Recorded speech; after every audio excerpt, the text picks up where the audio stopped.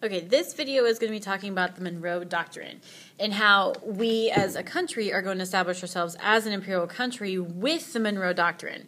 So far, the previous video has been talking about how we expanded west domestically. We needed overpopulation issues were a problem for us. We needed to move west. We wanted to expand slavery west because of depleting the resources in the south. We had new markets we needed to find. We needed raw materials for our industry. And so not only are we going to develop ourselves western part of the country, but we're also going to develop ourselves overseas. And the Monroe Doctrine is going to be the driving force for us to do that and to become an imperial country. Before we get into what the Monroe Doctrine actually was, we need some background information first. So we need to know what's going on in Europe at that time. So during the 1800s, Napoleon is going to be in power in France, and he is going to basically take over all of Europe until he's finally defeated from Great Britain. And when he falls from power and finally dies, all the countries that he took over in Europe are going to want to restore their power in Europe. So all the monarchs that were kicked out because of Napoleon are now back in their country trying to restore their power. And they're going to all come together to decide what's going to happen and how they're going to restore their power in something called the Congress of Vienna. Here, the European monarchs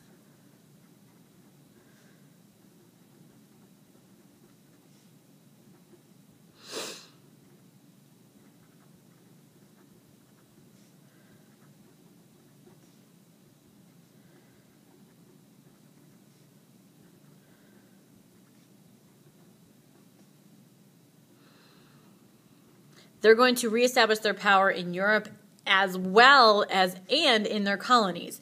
Now, when Napoleon was taking over all of Europe, he basically just kind of forgot about what they had controlled before. And the United States saw this as their option to start to expand a little west. And so they start to trade with South America and Latin America, so like Central America and South America, the Latin American colonies.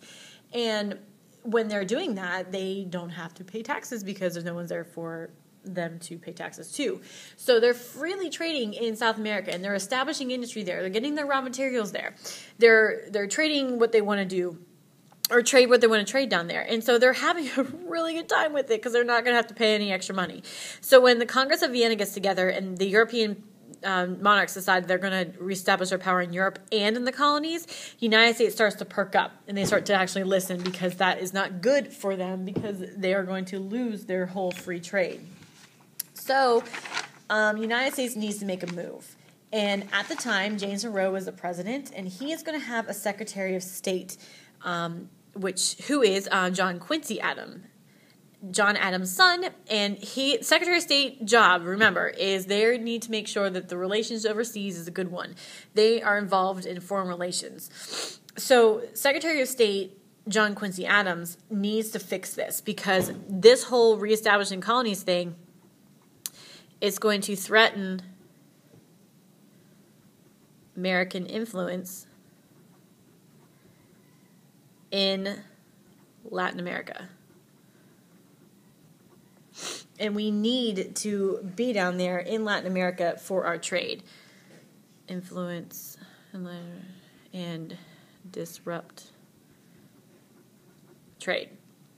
We like it down there. We want to keep it as it is. And so John Quincy Adams has to write this thing. He's going to name it the Monroe Doctrine after James Monroe, obviously. And he is going to make a really, really bold statement to the European powers. Now, this is 1770. Oh, no, I lied. This is 1800s. We gained our independence in 1776. So if the Monroe Doctrine is going to be passed in 1823, we're only like 49-something years old, if that. You know I can't do math.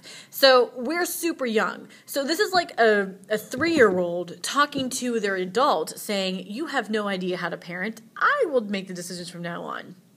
I don't need to nap. I'll be fine. So a 3-year-old is basically telling the adult how to run a country.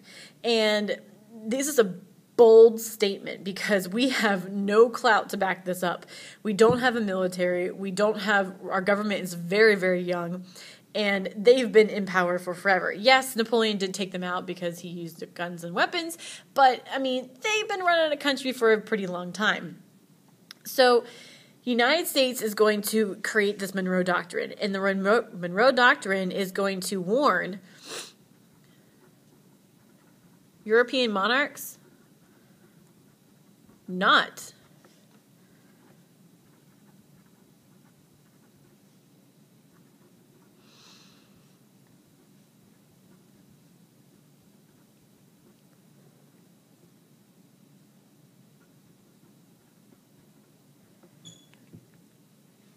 So the Monroe Doctrine is going to warn European monarchs not to establish colonies in Latin America. So no control whatsoever. Don't even try to look over in that direction.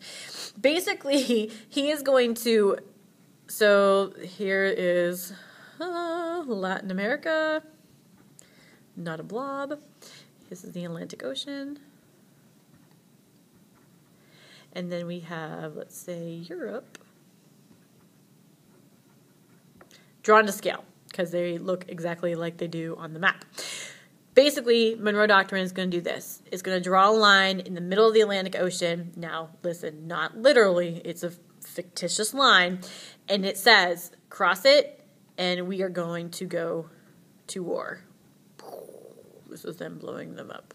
Yeah, blow up. Okay, so we dare them. We say, cross this line, and we're going to war with you. How did we bluff? That's a huge bluff. We don't have a navy to do that.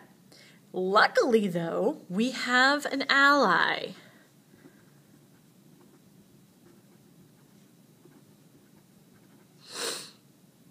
Now, why? Why do we want to ally with Great Britain for the Monroe Doctrine? Because Great Britain has a giant... Whoops. Not high-spelled navy. Because they have a giant navy. And so we can use their ships to stop these European nations from coming over to reestablish their colonies in Latin America. We have the trade there already, and so we're going to make a deal with Great Britain saying, all right, fine, we will split this trade, we'll have free trade in South America if you use your ships to stop people from coming over. And the European nations fell for this bluff. They didn't come over, and we have now been able to establish ourselves in Latin America. Because think of it, if you can visualize the map in the back of the room, you can see that the United States, Central America, and South America are all connected, like North America and South America. So we don't want to all of a sudden jump into the deep water and try to take over Asia. That's not going to work. We know that. So we're taking baby steps here. We're starting to take over places very, very close to us so we don't get too in over our heads. Now, because we did the Monroe Doctrine, we are now able to establish ourselves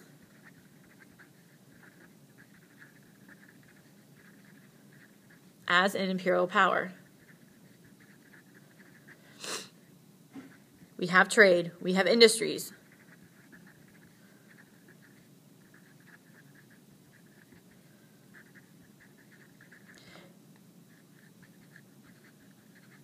With our industries booming, we're increasing our trade, which we're increasing money. Remember, this is called mercantilism. We have colonies overseas. We have land that we own and control.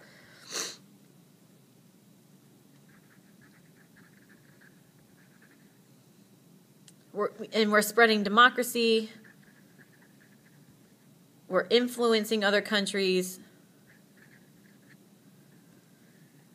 Spreading our values and ideas. So, the Monroe Doctrine. Europe is trying to reestablish their power in Europe as well as our colonies. We feel that's a threat to our trade. So we're going to have the Monroe Doctrine say, Western European nations, do not cross over to Latin America to recolonize because we now want Latin America and you can't have it anymore. You were too busy fighting Napoleon. So we took it. Europe fell for it. We ally with Great Britain to use their navy because we don't have one. And because of the Monroe Doctrine and because European nations actually listened to us, we are now establishing ourselves as an imperial power. We have the industry, we have the money, and we have the trade. We now have the land. If you have money and land, you now have power. And so we had to do something big because we could not stay isolated like Jefferson and Washington wanted us to, because we would never be able to survive as a country. In order for us to show Europe that we were actually a contender for trade and for industry, we had to do something big. And so for John Quincy Adams to do this, it was a pretty big move. And actually succeeding, we're an imperial power. Because when we take over Latin America, we have colonies and we're developing ourselves as a nation and being able to spread our democracy and values, meaning we have influence over other people. And if we have influence somewhere, it's going to happen somewhere else. So that is the Monroe Doctrine.